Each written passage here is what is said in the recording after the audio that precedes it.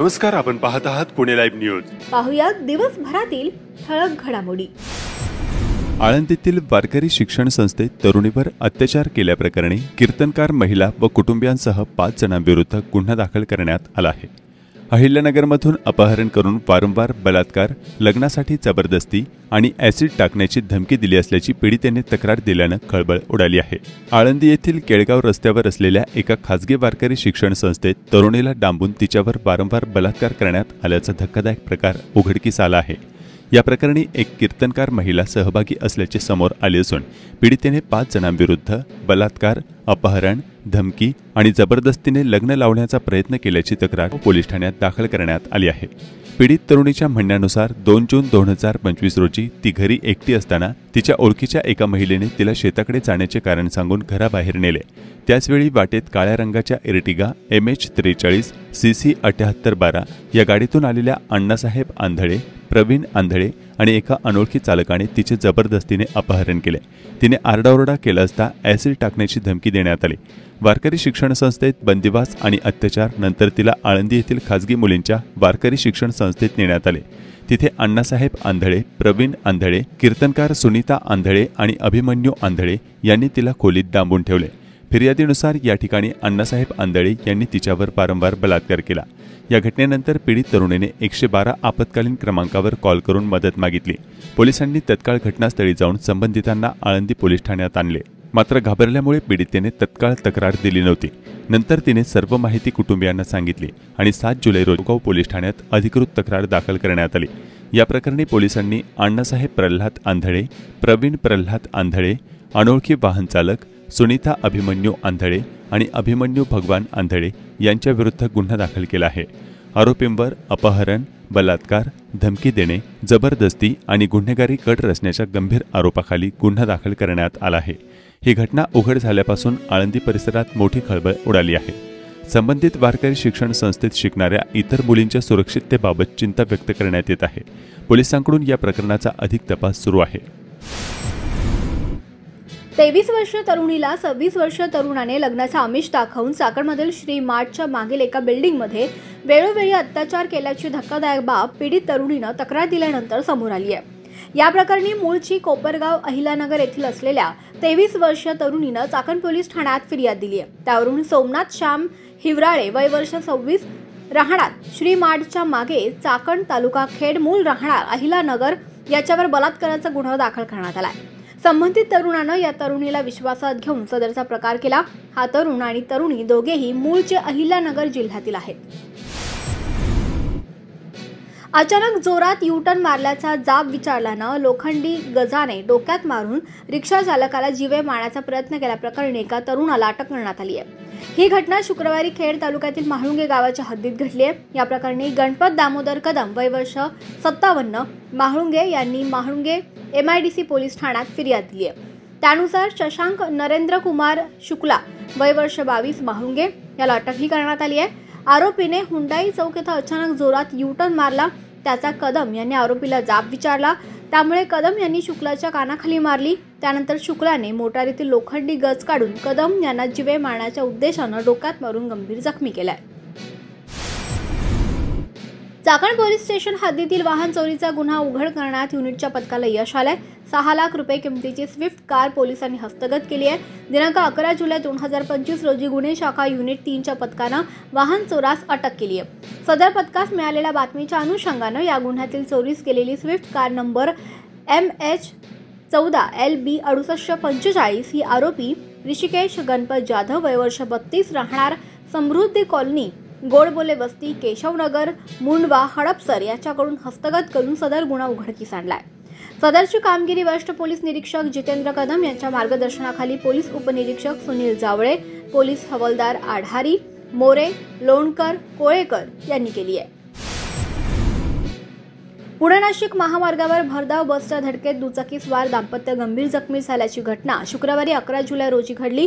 या घटनेत पांढऱ्या रंगाची बस क्रमांक MH14 CW 4445 वरील अज्ञात चालकावर चाकण पोलिसात गुन्हा दाखल करण्यात आलाय। संबंधित दाम्पत्य त्यांच्या मोटारसायकलवरून जात असताना पुणे नाशिक रस्त्यावर चाकण चौकाच्या पुढील उड्डाणपुलाच्या अलीकडे सदरचा अपघात घडला। यामध्ये सारिका संदीप कोळके आणि त्यांचे पती संदीप कोळगे हे दोघेही गंभीर जखमी झालेत. चाकण पोलीस स्टेशन हद्दीत पोलिसांनी सर्व प्रकारच्या अवैध धंद्यांवर वरील कारवाईचा तडाखा सुरूच ठेवलाय. शुक्रवारी आणि शनिवारी ठिकठिकाणी कारवाई करून काही महिलांसह अवैध धंदे चालकांना पोलिसांनी ताब्यात घेतलंय. काळूस गावाच्या हद्दीत हॉटेल गावकरी येथे पोलिसांनी केलेल्या कारवाईत मोठ्या प्रमाणावर देशी दारू हस्तगत करण्यात आली आहे. त्याचप्रमाणे भोसे गावच्या हद्दीत हॉटेल देवांशमध्ये कारवाई करून देशी दारूच्या बाटल्या हस्तगत करण्यात आल्या. मेदनकरवाडी गावच्या मार्तंड नगर येथे कारवाई करून गावठी हातभट्टी दारू जप्त करण्यात आली आहे. येथील एका 35 वर्षीय महिलेवर गुन्हा दाखल करण्यात आला. बहु तालुका खेड येथे कारवाई करून एका 45 वर्षीय महिलेस ताब्यात घेतलं असून गावठी हातभट्टी दारू जप्त केली आहे. शेलपिंपळगाव येथे देखील कारवाई करून 55 वर्षीय महिलेवर गुन्हा दाखल करण्यात आला. पोलिसांच्या धडक कारवायांनी अवैध धंदे चालकांचे धाबे आणलेत. चाकण पोलीस ठाण्याच्या हद्दीत बहुतांश अवैध धंदे सध्या पूर्णपणे बंद झाल्याचं चित्र पाहायला मिळतंय. आळंदी ग्रामीण भागातील स्वामी समर्थ मंदिराच्या पाठीमागील परिसरात जवळपास एक महिनाभर बिबट्याचं वास्तव्य आहे. वारंवार स्थानिक आणि नागरिकांनी तेथील शेतातील झाडावर आणि घराजवळ तसंच तेथील रस्त्यावर बिबट्याचा वावर दिसून आलाय. यामुळे तेथील नागरिक आता भयभीत झालेत. बिबट्याचा बंदोबस्त करण्याची मागणी आता स्थानिकांनी केली आहे.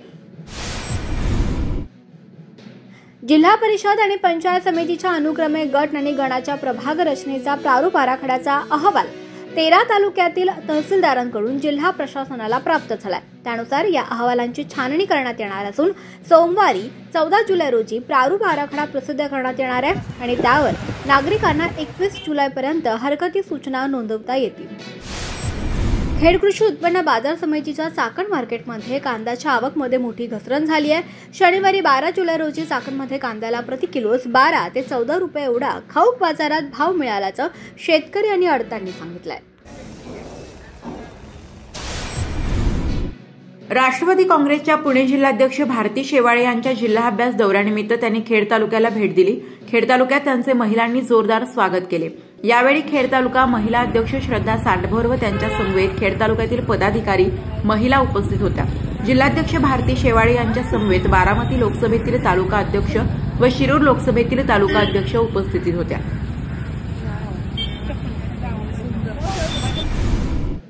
शौर्यभूमी किल्ले संग्रामदुर्ग चाकण येथे छत्रपती शिवाजी महाराजांच्या 12 गडांचा जागतिक वारसा स्थळांमध्ये समावेश झाल्याबद्दल पेढे वाटून व फटाके फोडून जल्लोष करण्यात आला.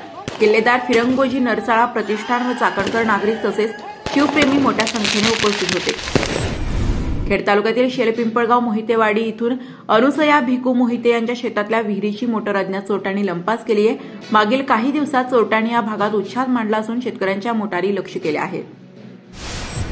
पुणे नाशिक महामार्गाने आळंदी फाटा येथून आळंदीकडे जाणाऱ्या रस्त्यांची काही भागात अत्यंत दयनीय अवस्था झाली आहे. विशेषतः घाट उतरून आळंदीकडे जाताना हनुमानवाडी ते आळंदी दरम्यान रस्त्याची अक्षरशः चाळण झाली आहे. या भागातून मोठ्या प्रमाणावर वर्दळ असते.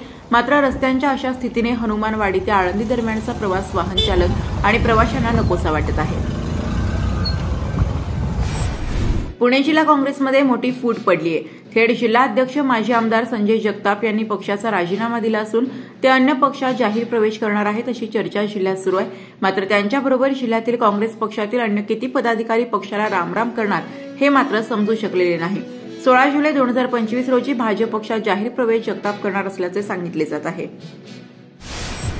खेड तालुक्यातील रोहकल प्रमाणेच मुळशी तालुक्यातील नेरे येथे प्रस्तावित म्हाडा प्रकल्पास गावकऱ्यांनी तीव्र विरोध करत माजी आमदार संग्राम थोपटे यांच्या नेतृत्वाखाली महसूल मंत्री यांच्यासह राज्याचे मुख्यमंत्री देवेंद्र फडणवीस यांना भेटून निवेदन दिले. त्यावर तातडीने दखल घेऊन जिल्हाधिकारी पुणे यांना निर्देश दिले असल्याचे माजी आमदार संग्राम थोपटे यांनी स्पष्ट केले आहे. जिल्ह्यात खेड तालुक्यात रोहकल व मुळशी तालुक्यात नेरे येथे जिल्हाधिकारी यांनी म्हाडा प्राधिकरण यांना गायरान जमिनी हस्तांतरण केल्या होत्या. रोहकल गावातून प्रथम विरोध झाला. आता मुळशी तालुक्यातून देखील विरोध सुरू झाला असून गायरान जमीन ही गावांच्या सार्वजनिक वापरात राहावी यासाठी गावकरी आक्रमक झाले आहेत. प्रधानमंत्री ग्राम सडक योजनेअंतर्गत राष्ट्रीय महामार्ग 60 चाकण ते रोहकल रस्ता सुधारणा करण्यासाठी प्रशासकीय मान्यता रक्कम 437.38 लक्ष एवढी आहे. सदर कामाचे भूमिपूजन खासदार डॉक्टर अमोल कोल्हे यांच्या हस्ते रोहकल येथे 3 जानेवारी 2025 रोजी झाले होते. मात्र अद्याप रस्त्याचे काम ठेकेदार मंगलमूर्ती कन्स्ट्रक्शन कंपनी राजगुरुनगर यांनी चालू केले नाही. रस्त्यावर पडलेल्या मोठ्या खड्ड्यांमुळे नागरिकांना त्रास सहन करावा लागत आहे. चाकणमध्ये वाहतूक कोंडीमुळे या रस्त्याचा पर्यायी रस्ता म्हणून मोठ्या प्रमाणावर वापर केला जात आहे. तरी रस्त्याचे काम त्वरित चालू करण्याची मागणी रोहकल गावच्या सरपंच प्रमिला काचोळे यांनी केली आहे. महावितरण कंपनीकडून मोठ्या प्रमाणावर स्मार्ट मीटर बसवण्याचा सपाटा सुरू झाला आहे.